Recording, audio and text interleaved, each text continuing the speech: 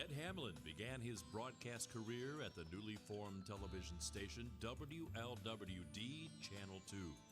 Truly a pioneer in the industry, Ed had the dual responsibility of being news director and anchorman.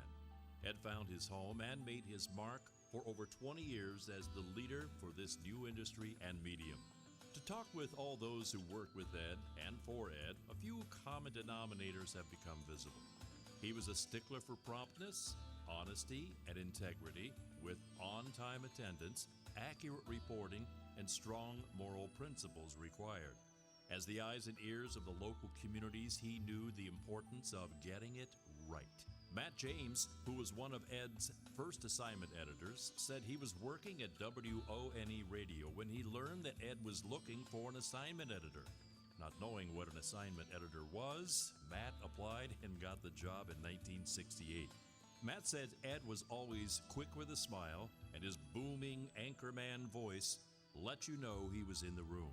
Matt says with limited resources, Ed was there every day, working with the tools he had available with the team he put together: Omar Williams, Von Crable, John Lindsay, Bob Breck, Bob Phillips, Rita Phillips, Ralph Newell, Charlie Day, just to name a few. Matt says for years, Ed was his boss, mentor, and friend who made a significant contribution to Dayton television. He was the first person who gave me a job with leadership responsibilities. He was quite intimidating only because I knew who he was, I knew his reputation. He loved the news. Even after he left the newsroom as an anchor and moved into community relations, he still loved the news.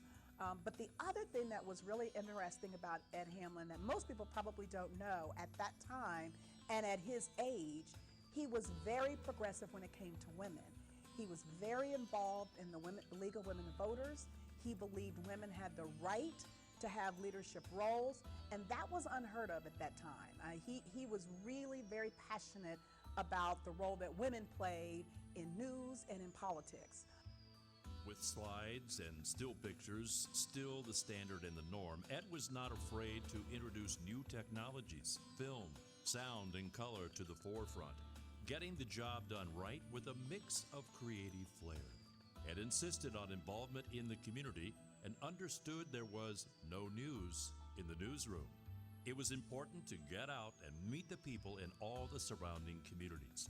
Ed introduced new topics and venues to the Miami Valley, including TV2 editorials from the pulpit of Hamlyn's Digest, to Life of Our Congressman in Washington, D.C., to a visit to Dayton's sister cities.